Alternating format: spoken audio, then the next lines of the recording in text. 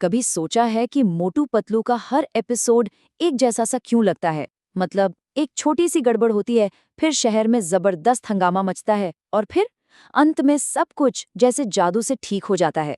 तो आज हम इसी प्रिडिक्टेबल सी लगने वाली कहानी के पीछे छिपे उस ब्रिलियंट फॉर्मूले को डिकोड करने वाले हैं। और पता है, इस पूरे शो को समझने की जो मास्टर की है ना, वो मोटू की इसी एक डायलॉग में छिपी है। ये सिर्फ एक मजेदार लाइन नहीं है, ये वो रूल है जिस पर फुरफुरी नगर का पूरा यूनिवर्स चलता है। तो इनकी दुनिया है फुरफुरी नगर और ये हैं हमारे हीरो मोटू और पतलू, जिनकी दोस्ती की एक ही गारंटी है, शहर में तबाही। लेकिन मजे की बात यह है कि इस तबाही का भी एक सेट पैटर्न है, एक ऐसा फॉर्मूला जो कभी भी नहीं बदलता। तो चलिए, आज हम सिर्फ एक कहानी नहीं सुनेंगे, बल्कि उस इंजन को खोलकर देखेंगे जो इस शो को चलाता है। हम उस सीक्रेट कोड को क्रैक करेंगे जो मोटू पतलू के हर एडवेंचर को इतना मजेदार और इतना प्रिडिक्टेबल बनाता है। ये रहा वो 4 स्टेप का अचूक फॉर्मूला। पहले, एक छोटी सी चिंगारी जो देखते ही देखते पूरे शहर में आग लगा देती है। फिर आता है समोसे से चलने वाला दिमाग और आखिर में एक सब कुछ ठीक है वाला एंड। आइए इसे एक एक करके तोड़कर समझते हैं। तो हर कहानी की शुरुआत होती है एक बड़ी ही मासूम सी दिखने वाली चीज से। अक्सर ये डॉक्टर झटका का कोई नया शानदार लेकिन खतरनाक आविष्कार होता है, या फिर कोई छोटी सी मुसीबत जो बस बढ़ने का इंतजार कर रही होती है। मिसाल के तौर पर ये ऑटोमेटिक वॉशिंग मशीन। आइडिया तो शानदार था। मशीन खुद गंदे कपड़े ढूंढेगी और धो देगी।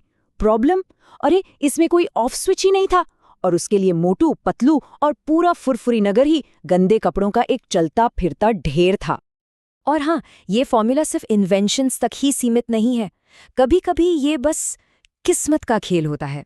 जैसे गलती से हीरो से भरा एक गुब्बारा फोड़ देना, बस चिंगारी लग चुकी है और अब हंगामा शुरू होने ही वाला है। तो जब चिंगारी लग चुकी है तो आता है स्टेप नंबर 2, धमाका। यहाँ एक छोटी सी प्रॉब्लम देखते ही देखते पूरे शहर को अपनी चपेट में ले लेती है। अब जरा उस वॉशिंग मशीन वाली कहानी को देखिए।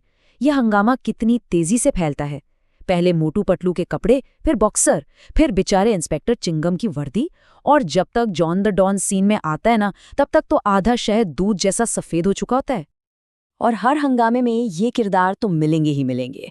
इन्हें हम फुरफुरी नगर की केओस कमेटी कह सकते हैं। कहानी कोई भी हो, inspector Chingam, boxer, John the don और खुद डॉक्टर झटका इस अफरा तफरी में खिंचे चले आते हैं। और इंस्पेक्टर चिंगम हमेशा की तरह अपने मशहूर डायलॉग के साथ एंट्री तो लेते हैं, लेकिन हालात को काबू में करना उनके लिए हमेशा इम्पॉसिबल ही रहता है। उनका काम सच कहूं तो बस हंगामे को और मजेदार बनाना है। और अब कहानी पहुंचती है अपनी सबसे जरूरी मोड़ पर। शहर में पूरी तरह अफरा तफरी मची हुई है। सारे के सारे हीरो फेल हो चुके हैं और हालात कंट्रोल से बिल्कुल बाहर है। तो सवाल ये उठता है कि भाई, जब सब कुछ इतना बिगड़ चुका है तो इसका हल क्या है? इस नामुमकिन सी लगने वाली सिचुएशन से निकलने का रास्ता क्या है?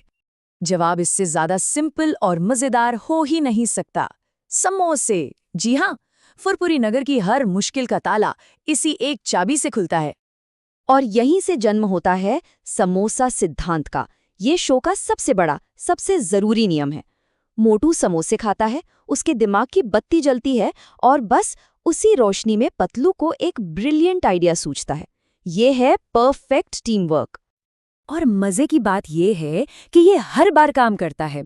वॉशिंग मशीन को पकड़ना हो तो समोसे खाने के बाद कोयला पोतने का आइडिया आता है।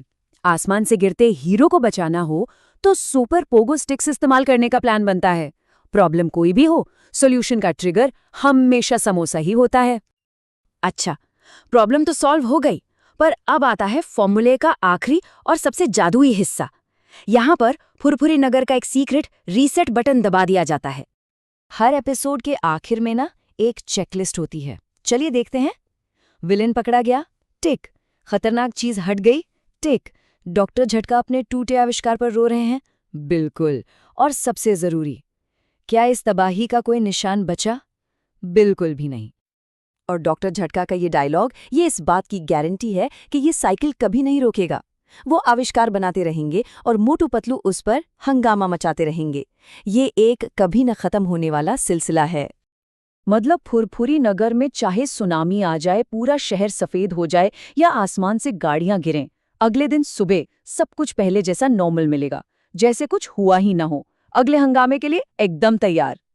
तो अगर हम पूरे एपिसोड के स्ट्रक्चर को तोड़कर देखें ना, तो बात बड़ी साफ है। लगभग 95% स्क्रीन टाइम हंगामे, भागदौड़ और अफरा तफरी को दिया जाता है, और सिर्फ 5% टाइम में प्रॉब्लम सॉल्व होकर सब नॉर्मल हो जाता है।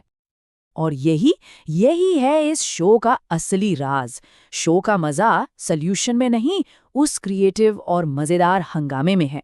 समोसा तो बस कहानी को खत्म करने का एक स्विच है, असली कहानी तो वो 95% वाला हंगामा ही है। तो अगली बार जब मोटू पतलू देख रहे हो ना, तो इस फॉर्मूले को याद रखिएगा और सोचिएगा कि इस बार वो कौन सी छोटी सी चीज है जो पूरे फुरफुरी नगर को सिर पर उठाने वाली है, क्योंकि इस फॉर्मूले के साथ कुछ भी मुमकिन है।